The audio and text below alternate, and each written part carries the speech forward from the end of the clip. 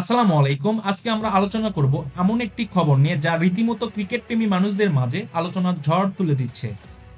আলোচনা শুরু হয় আইপিএল 2026-এর নিলাম থেকেই, যেখানে কলকাতা নাইট রাইডার্স 9,20,00,000 রুপিতে বাংলাদেশি পেসার মোস্তাফিজুর রহমানকে তাদের দলে ভেড়ায়। মোস্তাফিজুর রহমান 2016 সালে প্রথমবারের মতো সানরাইজার্স হায়দ্রাবাদে হয়ে আইপিএলে তার অভিষেক ঘটে। এরপর তিনি খেলেছেন রাজস্থান রয়্যালসে, চেন্নাই সুপার কিংস ও মুম্বাই ইন্ডিয়ান্সে এবং সবশেষ মৌসুমে খেলেছেন দিল্লি ক্যাপিটালসের হয়ে। আলোচনা শুরু হয় আইপিএলে 2026-এর নিলাম থেকেই, কেননা আইপিএলে এখন পর্যন্ত 9,20,00,000 রুপিতে এত বড় চুক্তিতে কোনো বাংলাদেশি ক্রিকেটারকে এর আগে নেওয়া হয়নি। কিন্তু এবার কলকাতা নাইট রাইডার্স এই বামহাতি পেসারকে তাদের দলে জায়গা করে দেয়। বড় সমস্যাটা শুরু হয় ঠিক এখান থেকেই।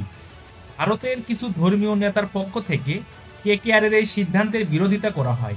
বিশেষ করে ভারতের মধ্যপ্রদেশের মহাদেব মন্দিরের প্রধান উপাসক মহাবীর নাথ জানিয়েছেন, যদি মোস্তাফিজকে মাঠে নামানো হয় তারা ম্যাচ বাধাগ্রস্ত করবে, এমনকি স্টেডিয়াম ভাঙচুর করবে, এরকম হুঁশিয়ারি দিয়েছেন। সাম্প্রতিক সময় বাংলাদেশের হিন্দু সম্প্রদায়ের ওপর সহিংসতার খবর সামনে এসেছে, আর এই কারণ দেখিয়ে তারা মোস্তাফিজের আইপিএলে খেলার বিরোধিতা করছে। এটা নিয়ে অবশ্য সোশ্যাল মিডিয়াতে শুরু হয় তীব্র আলোচনা। এমনকি কেউ কেউ কেকেআরের বয়কটের ডাক দিয়েছেন, আবার অনেকে বলছেন খেলাধুলাকে রাজনীতি বা ধর্মের সাথে মেশানো ঠিক না।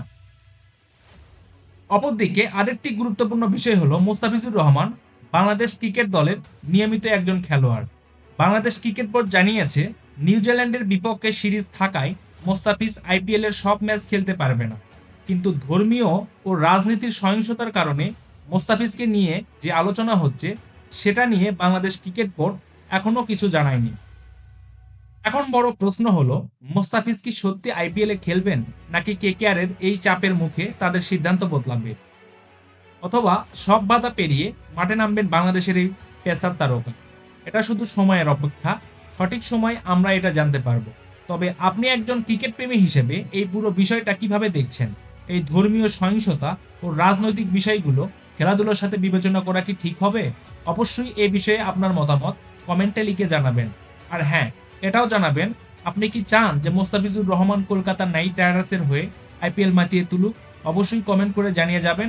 ভিডিওটি ভালো লাগলে লাইক করবেন, সবার সাথে শেয়ার করবেন এবং চ্যানেলে নতুন হলে অবশ্যই ফ্রিডম অফ ভয়েস ইউটিউব চ্যানেলটি সাবস্ক্রাইব করবেন।